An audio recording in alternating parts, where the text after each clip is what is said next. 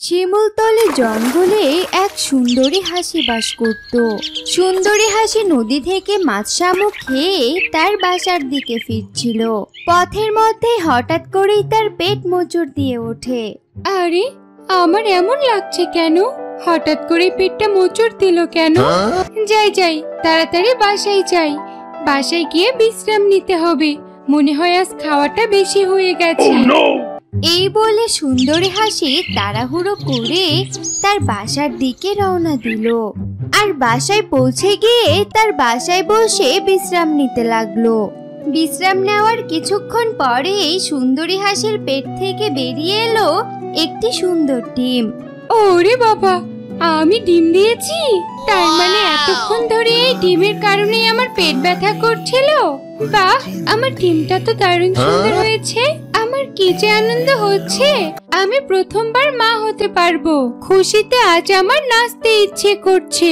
তা দিন দিন দিন তাক, তা দিন দিন দিন। আজকে আমি ডিম দিয়েছি, আজকে খুশির দিন।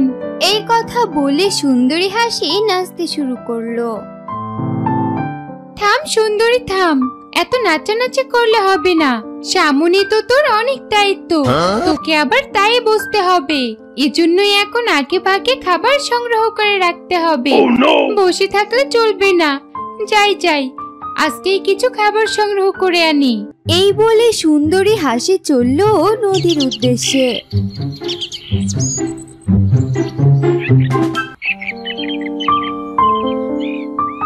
হাসি যখন তার ঠোঁটে করে মাছ নিয়ে যাচ্ছিল, তখনই এক দুষ্ট পাজি শিয়াল সুন্দরী হাসিকে দেখে ফেলে।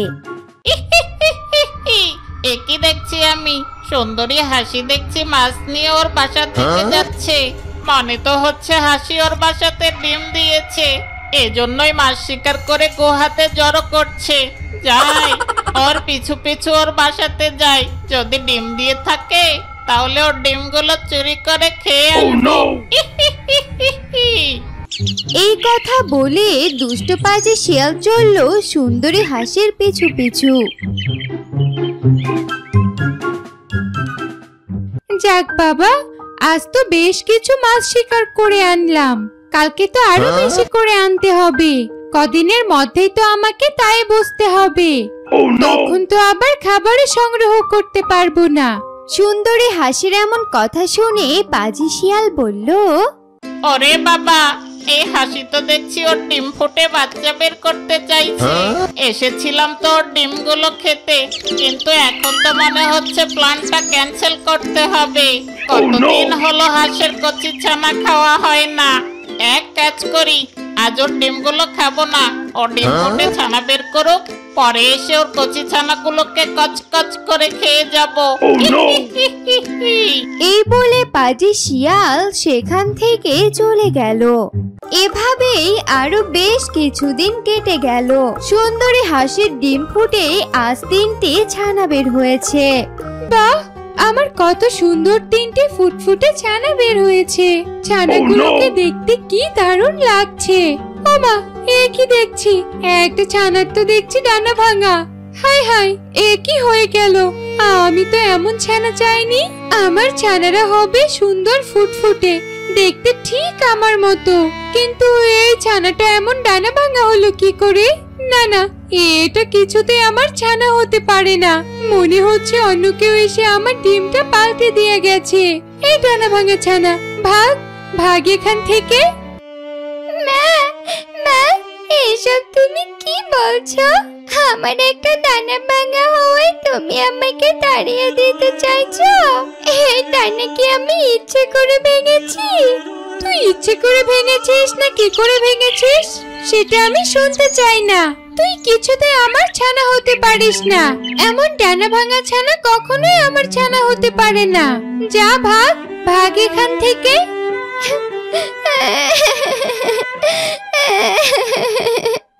মা, তুমি আমাকে তাড়িয়ে দিও না। আমি যে তোমারই ছানা। তুমি আমাকে তাড়িয়ে দিলে আমি কোথায় যাব? বলো মা। তুই কোথায় যাবি তার কি আমি জানি? তোর যেখানে মন চাই তুই সেখানে যা। তুই কিছুতে আমার ছানা নয়, বুঝলি? ঠিক করেছ মা। এই ডানা ভাঙা ছানাটিকে তুমি আমাদের সাথে থাকলে আমাদেরও ডানা ভেঙে যাবে। আমরা কিছুতেই ওই ডানা ভাঙা ছানার সাথে থাকবো না। তোমরা আমাকে সবাই এভাবে তাড়িয়ে দিচ্ছ কেন? আমি কোথায় যাব? আমি মা ছাড়া কি করে বাঁচবো? এই কুলাঙ্গার, তুই আবারও আমাকে মা বলে ডাকছিস? আমি বলেছি না আমি তোর মা না? যা ভাগ এখান থেকে, ভাগ বলছি। এখন তুই যদি এখান থেকে না যাস তাহলে আমরা এখান থেকে চলে যাব, বুঝেছিস? মায়ের এমন কথা শুনে ডানা ভাঙা ছানাটি অনেক চিন্তায় পড়ে গেল। সে কি করবে বুঝতে পারছিল না। অবশেষে সে সিদ্ধান্ত নিল যে সে এখান থেকে চলে যাবে, কারণ তার মা যদি এখানে থাকে সে মাঝে মধ্যে এখানে এসে তার মাকে দেখে যেতে পারবে। কিন্তু তার মা যদি এখান থেকে চলে যায় সে আর কখনোই তার মায়ের দেখা পাবে না। মা, তোমাদের যেতে হবে না, তোমরা থাকো, আমি চলে যাচ্ছি। খোদা আমার কপাল মন্দ করেছেন, তোমরা কেন আমার জন্য কষ্ট করবে? আমি যাচ্ছি মা। এই কথা বলে অসহায় ডানা ভাঙা ছানাটি সেখান থেকে চলে গেল।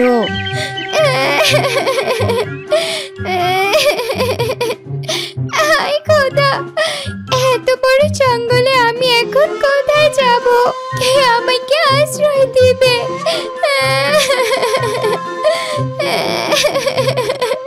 ডানা ভাঙা ছানাটি যখন এসব বলে কান্না করছিল তখনই সেই পথ দিয়ে যাচ্ছিল সেই দুষ্ট পাজি শিয়ালটি। আরে কি, এ তো দেখছি মেঘনা চাইতেই বৃষ্টি। আমি তো যাচ্ছিলাম ওই হাঁসের কচি ছানাগুলোকে খেতে, পথেই তো একটা দেখা পেয়ে গেলাম। এখন এখানেই এটাকে কচকচ করে চিবিয়ে খেয়ে তারপর বাকিগুলোকে খেতে যাব। এই কথা বলে সেই দুষ্ট পাজি শিয়াল সে ডানা ভাঙা ছানাটির কাছে চলে গেল। কি ব্যাপার ছানা, তুমি কাঁদছো কেন? কি হয়েছে তোমার? বলো বলো আমাকে। তুমি কে? তোমাকে তো আমি চিনি না। আরে কি বলছো কি তুমি? তুমি আমাকে চেনো না? আমি হচ্ছি শিয়াল মামা, মানে তোমার মায়ের ভাই। তোমার যা দুঃখ আছে সবকিছু আমাকে খুলে বলো, আমি তোমাকে সাহায্য করব। ও, তুমি আমার মামা? মামা, আমার ডানা ভাঙার কারণে মামাকে বাড়ি থেকে তাড়িয়ে দিয়েছে। এখন আমি এত বড় জঙ্গলে কোথায় যাব, কি করব, কিছু বুঝতে পারছি না। ও, এই ব্যাপার, তোমার মা তোমাকে তাড়িয়ে দিয়েছে। চিন্তা করো না ভাগ্নি, তুমি এক কাজ করো, তুমি আজ আমার সাথে আমার গুহাতে চলো। আজ তুমি আমার গুহাতে আমার সাথেই থাকবে। তোমার মায়ের রাগ পড়ে গেলে কাল আমি নিজে গিয়ে তোমাকে দিয়ে আসবো। সত্যি বলছো মামা? তুমি আমাকে তোমার সাথে নিয়ে যাবে? হ্যাঁ হ্যাঁ ভাগ্নি, তাহলে আর বলছি কি, আমি তো তোমাকে নিয়ে যেতে এসেছি। চলো ভাগ্নি, আমার গুহাতে তোমার কোনো সমস্যা হবে না। আচ্ছা ঠিক আছে মামা, চলো তাহলে। দুষ্ট শিয়াল মিথ্যে কথা বলে ডানা ভাঙা ছানাটিকে নিয়ে তার গুহার দিকে রওনা দিল। যাক বাবা, ভালোই হলো, কষ্ট করে আর এই জঙ্গলের ভিতরে ছানাটাকে খেতে হবে না। গুহায় নিয়ে গিয়ে ওকে আগুনে পুড়িয়ে রোস্ট বানিয়ে খাবো। দুষ্ট পাজি শিয়াল যখন ডানা ভাঙা ছানাটিকে নিয়ে তার গুহার দিকে যাচ্ছিল তখন এক বুড়ি তাকে দেখে ফেলে। আরে কি, ওই দুষ্ট পাজি শিয়ালটা তো দেখছি একটা হাঁসের ছানাকে ফুসলিয়ে ওর গুহার দিকে নিয়ে যাচ্ছে। গুহাতে নিয়ে যেতে পারলেই তো পাজি শিয়াল ছানাটিকে খেয়ে ফেলবে। না না, এটা হতে দেয়া যাবে না। ছানাটি দেখতে কত সুন্দর, যে করেই হোক ওই ছানাটিকে আমার বাঁচাতেই হবে। এই কথা বলে শিয়ালিনী বুড়ি পেছন থেকে গিয়ে তার হাতে থাকা লাঠিটি দিয়ে শিয়ালের মাথায় দিল এক বাড়ি। বুড়ির লাঠির বাড়ি খেয়ে দুষ্ট পাজি শিয়াল কাতরাতে কাতরাতে সেখানেই মারা গেল। কি তুমি কে? তুমি আমার মামাকে মেরে ফেললে কেন? আরে কে বলেছে ও তোমার মামা? ও তো এই জঙ্গলের পাশে দুষ্ট শিয়াল। ও তোমাকে ফুসলিয়ে ওর গুহার দিকে নিয়ে যাচ্ছিল তোমাকে খাওয়ার জন্য। কি বলছো তুমি? ও আমাকে খেতে চেয়েছিল? তাহলে তো ভালোই করছিল। আমার বেঁচে থেকে বা কি লাভ? এ দুঃখের জীবনের চেয়ে আমার তো মরাই ভালো। এ তুমি কি বলছো ছানা? তোমার কি হয়েছে?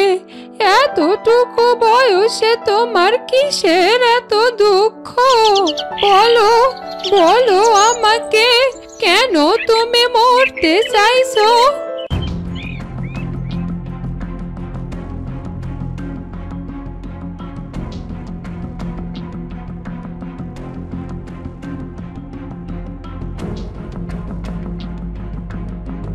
ও এই ব্যাপার, এখন আমি সব বুঝতে পারছি। তবে তুমি কোনো চিন্তা করো না, আমার বাড়িতে আমি একাই থাকি। তুমি চলো আমার বাড়িতে। আজ থেকে তুমি আমার বাড়িতে আমার সাথে থাকবে। সত্যি বলছো বুড়িমা? তুমি আমাকে তোমার বাড়িতে নিয়ে যাবে? হ্যাঁ, তোমাকে আমি আমার বাড়িতে নিয়ে যাব, আর তোমাকে লালন পালন করে আমি বড় করব। আমার বাড়িতে তোমার কোনো সমস্যা হবে না। চলো দিদি ভাই, আমার সাথে চলো। এরপর অসহায় ডানা ভাঙা হাঁসছানাটি বুড়ির সাথে বুড়ির বাড়িতে চলে গেল। বুড়ি সে অসহায় হাঁসছানাটিকে বাড়িতে নিয়ে গিয়ে লালন পালন করে বড় করতে লাগলো। ধীরে ধীরে ডানা ভাঙা ছানাটির ডানাও ভালো হয়ে গেল। তারপর থেকে ডানা ভাঙা ছানাটি বুড়ির সাথে থেকেই সুখে শান্তিতে দিন কাটাতে লাগলো। শিমুলতলে জঙ্গলে এক গাভী বাস করত।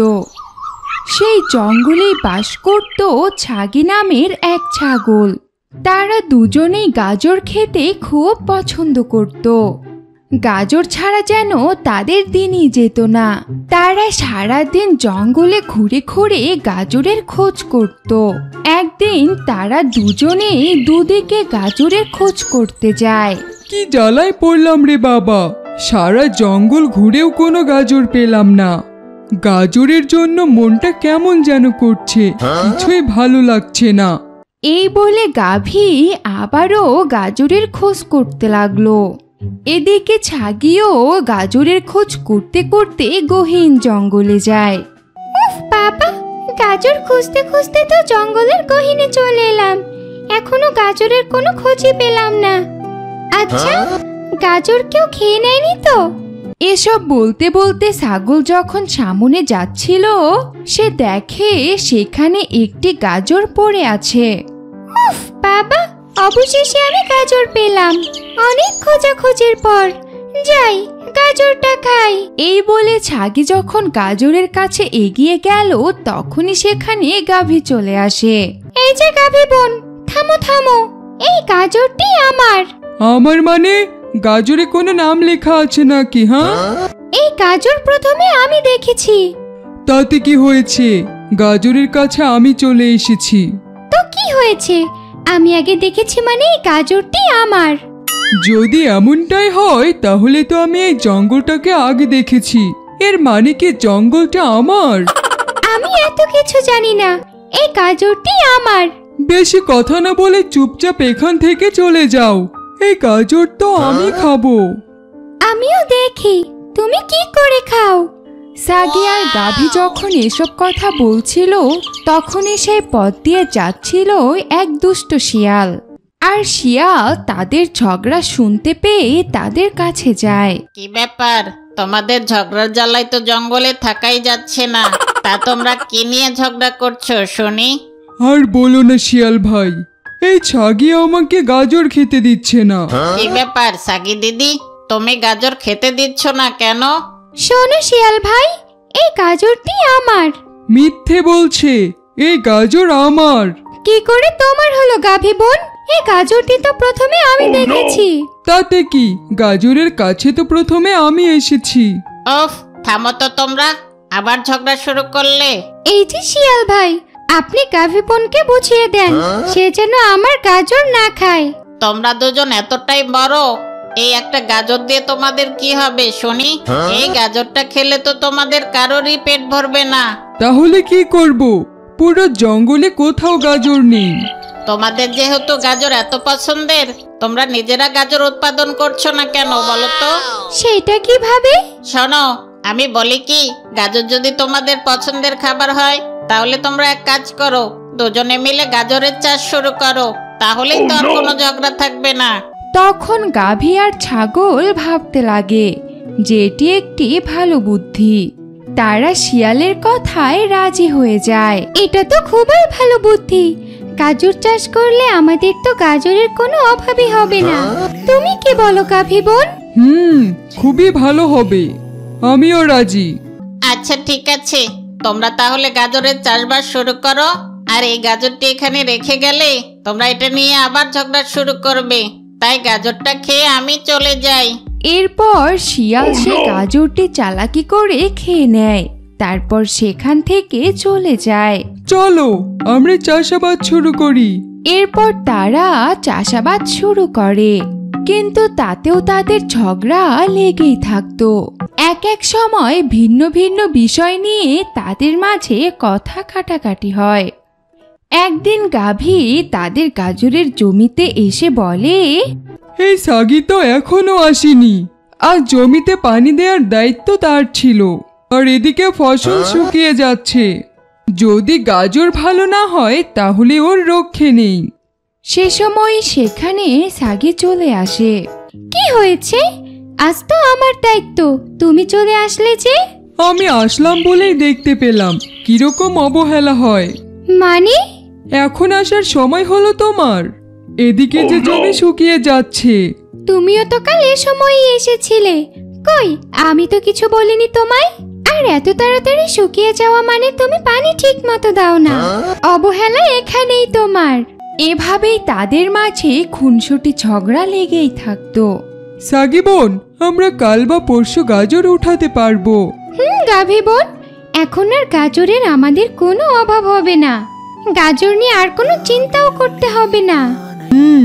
যখন ইচ্ছে তখনই মন ভরে গাজর খেতে পারবো। ঠিক বলেছো। আর শোনো সাগি বোন, আমি একজনের বাড়িতে যাচ্ছি, তুমি এদিকে খেয়াল রেখো। ঠিক আছে গাভী বোন। আর তখনই আকাশে কালো মেঘ দেখা যাচ্ছিল। ওই দেখো, আকাশে পুরো কালো মেঘ ছেয়ে গেছে। মনে হয় বৃষ্টি নামবে। তাহলে আমি আগে আগেই চলে যাই। আচ্ছা ঠিক আছে। এরপর গাভী চলে যায় আর ছাগি পাশের ঘরে শুয়ে থাকে। এভাবে রাত হয়ে যায় আর রাতের বেলা মুষলধারে বৃষ্টি পড়তে থাকে। অন্যদিকে ছাগল তখন গভীর নিদ্রায় ছিল, তাই সে কিছুই বুঝতে পারেনি। সারা রাত খুব জোরে বৃষ্টি হওয়ায় তাদের সকল গাজর নষ্ট হয়ে যায়। সকালবেলা গাভী জমিতে ফিরে আসে আর দেখে তাদের সমস্ত গাজর বৃষ্টিতে নষ্ট হয়ে গেছে। এটা দেখে গাভী ভীষণ রেগে যায় আর সাগিকে ডাকতে শুরু করে। সাগি, এই সাগি, বের হও তাড়াতাড়ি। সাগি গাভীর এমন চিৎকার শুনে ঘর থেকে বেরিয়ে আসে। কি হয়েছে? এভাবে ডাকছো কেন? আহা, রাতে তো ঘুম বেশ ভালোই দিয়েছো, তাই না? সত্যি বলেছো। একটু ঠান্ডা আবহাওয়া ছিল, আমার তো বেশ ভালোই ঘুম হয়েছে। আর এদিকে যে সব কিছু শেষ হয়ে গেছে, সে খবর কি আছে? তখন ছাগি দেখে জমির সমস্ত গাজর নষ্ট হয়ে গেছে। এটা কি করে হলো? কাল পর্যন্ত সবকিছুই ঠিক ছিল। কাল সারা রাত বৃষ্টি হয়েছে, আর তার কারণে এই অবস্থা। আমাদের কত কষ্টের গাজর। এসব কিছু তোমার কারণে হয়েছে, বুঝেছো? তুমি কাল রাতে না ঘুমালে সব ঠিক থাকতো। এসব তুমি কি বলছো? গাজর নষ্ট হওয়ার পেছনে সব দোষ তোমার।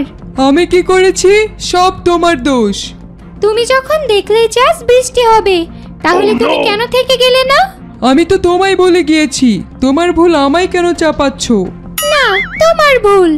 এসব নিয়েই তাদের মাঝে ঝামেলা চলছিল। আর তখনই সেখানে সেই শিয়ালটি চলে আসে। তোমাদের মাঝে আবার ঝগড়া কিসের শুনি? আর বলো না শিয়াল ভাই, এই সাগের ভুলের কারণে আমার সকল গাজর নষ্ট হয়ে গেছে। না না শিয়াল ভাই, এই সব কিছুই গাভীর কারণে হয়েছে। না, এই সাগের জন্য। একদম গাভী, তুমি আমার উপর দোষ চাপাবে না। শিয়াল ওদের ঝগড়া শুনে মনে মনে বলে, ওরে বাবা, কি ঝগড়া রে বাবা! এরকম চলতে থাকলে ওরা তো কখনোই দুজনে এক হতে পারবে না। না না, আমাকে এখন কিছু একটা করতে হবে। তখন শিয়াল তাদেরকে বলে, আহা, তোমরা এখন থামবে? যখনই আসি তখনই দেখি তোমরা দুজন বাচ্চাদের মতো ঝগড়া করছো। শোনো, এভাবে হলে তোমরা কখনোই কোনো কাজে সফল হতে পারবে না।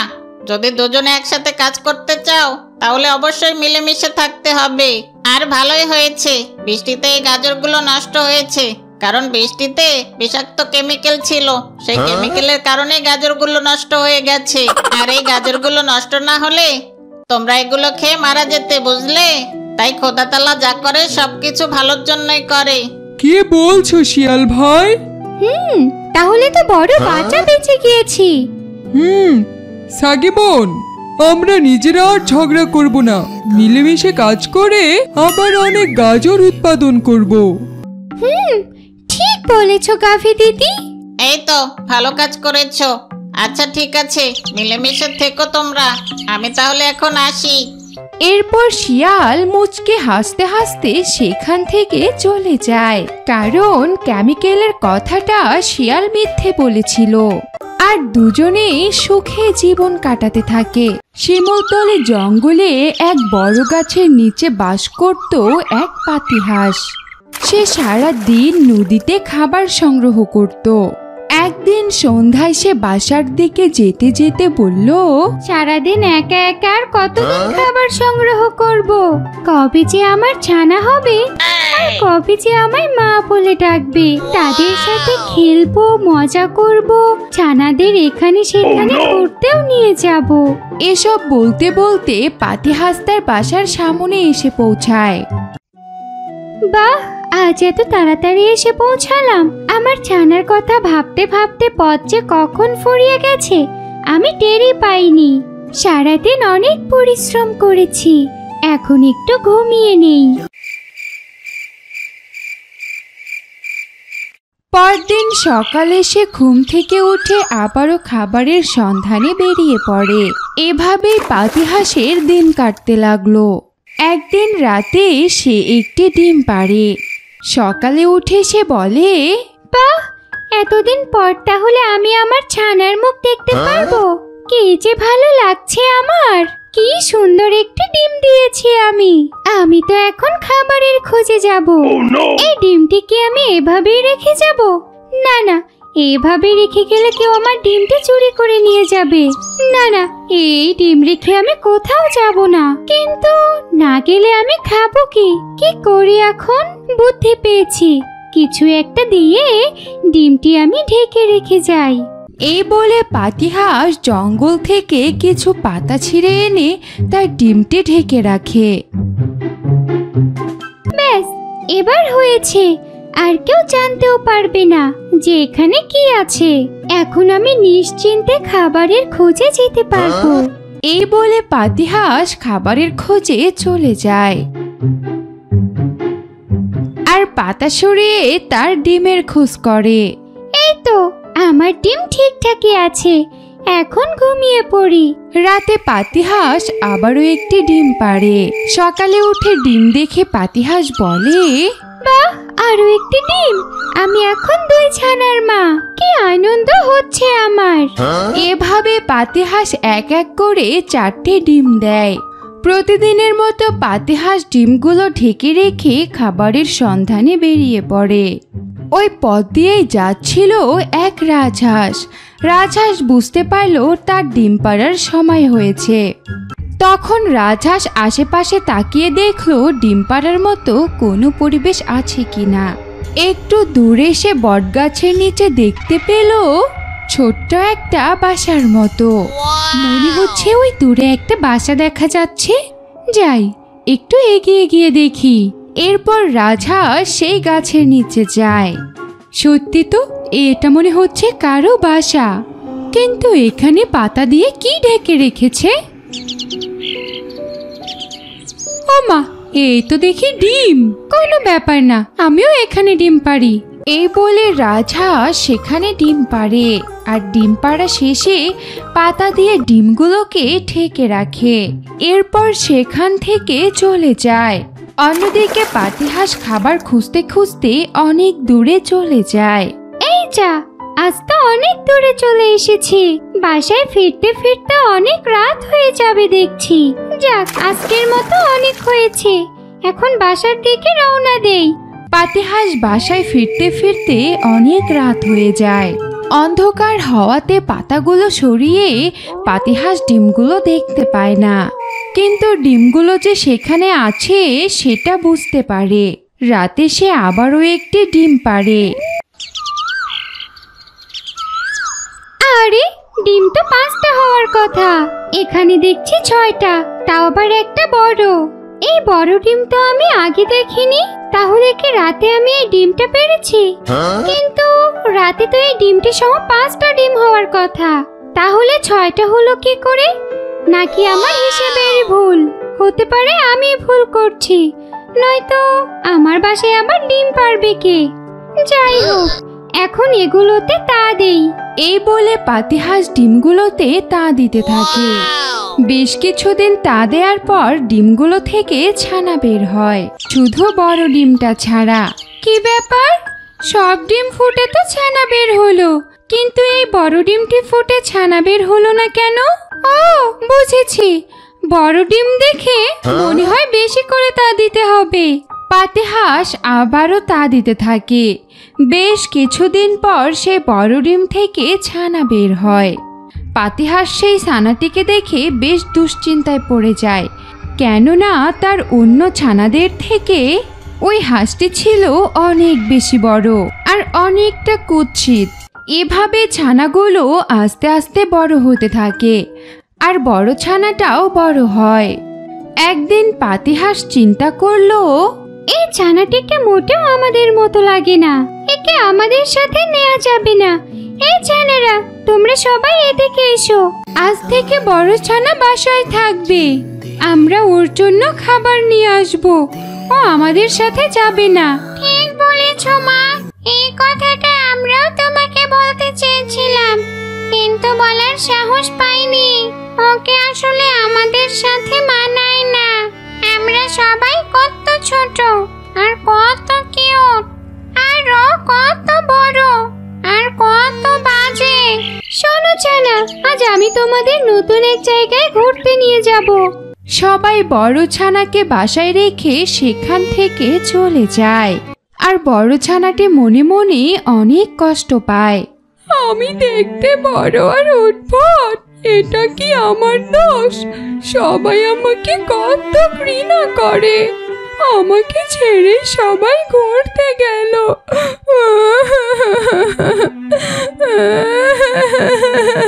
পাতিহাঁস তার ছানাকে নিয়ে অনেক দূরে যায়, আর সেখানে গিয়ে সবাই খেলতে থাকে।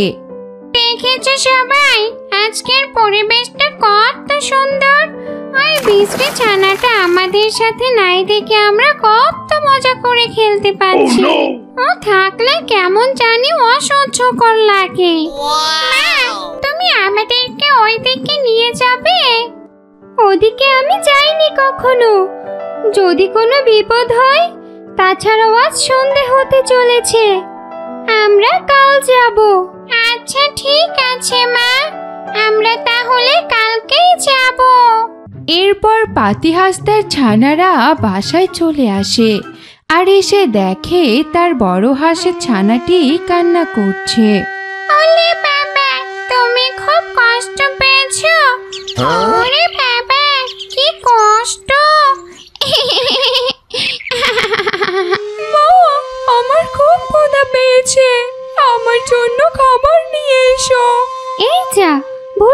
গেছি। না খেয়ে সেদিন বড় ছানাটা ঘুমিয়ে পড়ে। পরদিন পাতিহাঁস ওর ছানাদেরকে নিয়ে আবারও জঙ্গলে বেরিয়ে পড়ে।